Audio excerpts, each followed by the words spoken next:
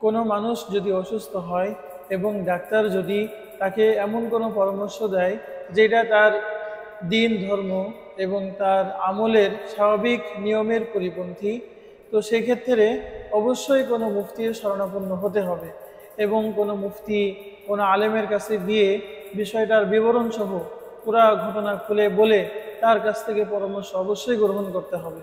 অনেক ক্ষেত্রেই দেখা যায় যে একজন মানুষ তার চোখে অপারেশন হয়েছে, তো ডাক্তার তাকে বলেছে যে আপনি উজু না করে আপনি তায়াম্মুম করে নামাজ পড়বেন, কারণ আপনি যদি উজু করেন তাহলে আপনি মুখ ধৌত করবেন, চোখ ধৌত করবেন এবং চোখ ধৌত করলে আপনার ক্ষতি হবে।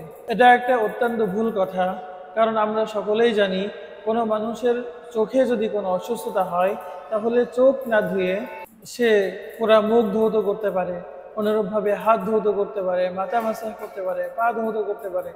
তো উজুর এতগুলো বিধান সে পালন করতে পারে, শুধুমাত্র চোখটা ধৌত করা তার জন্য ক্ষতিকর। তো এক্ষেত্রে মাসালা হলো সে চোখ ধৌত না করে সে উজুর অন্যান্য যত অঙ্গ প্রত্যঙ্গ আছে সেগুলা সে ধৌত করবে এবং চোখ সে মাসাজ করবে। কিন্তু ডাক্তার তাকে বলেছে তায়াম্মুম করতে হবে এবং সে ওটাকেই শিরোধার্য মনে করে নিয়েছে যে না, আমার চোখে অপারেশন হয়েছে, তায়াম্মুম করে নামাজ পড়বে।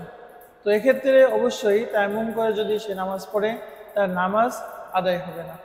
অনেক সময় আমরা দেখে থাকি যে কোনো মানুষের পায়ে, কোনো মানুষের মাজায় ইত্যাদিতে কোনো অসুবিধা হয়েছে, তো ডাক্তার তাকে বলেছে যে আপনি এখন থেকে চেয়ারে নামাজ পড়বেন এবং ওই ব্যক্তি এখন সে সব সময় চেয়ারে বসে নামাজ পড়ে।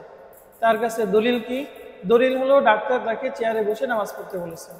এবং এক্ষেত্রে এই মাসআলাটাও সকলের জন্য জানা উচিত যে সকলের জন্যই কিন্তু চেয়ারে বসে সামান্য ওজর হলেই, সামান্য অসুস্থতা হলেই চেয়ারে বসে নামাজ পড়া এটা কিন্তু বৈধ না।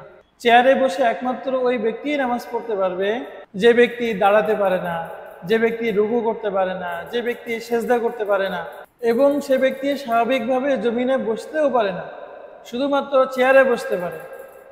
তো ওই ব্যক্তির জন্যই শুধু চেয়ারে বসে নামাজ পড়া বৈধ, অন্য কোনো ব্যক্তির জন্য পূর্ণাঙ্গ নামাজ চেয়ারে বসে পড়া বৈধ না।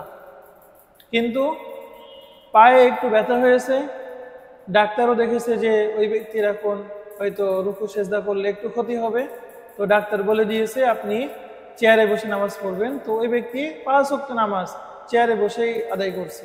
এটা অত্যন্ত ভুল আমল। অনেক ক্ষেত্রে এই মানুষের নামাজ সম্পূর্ণ ফাসেদ হয়ে যাবে, যে নামাজ তার পরবর্তীতে আবার কাজা করা, অথবা সে যদি কাজা না করে যায় তাহলে মরণোত্তর তার ওই নামাজের ফিদিয়া পর্যন্ত প্রদান করতে হবে।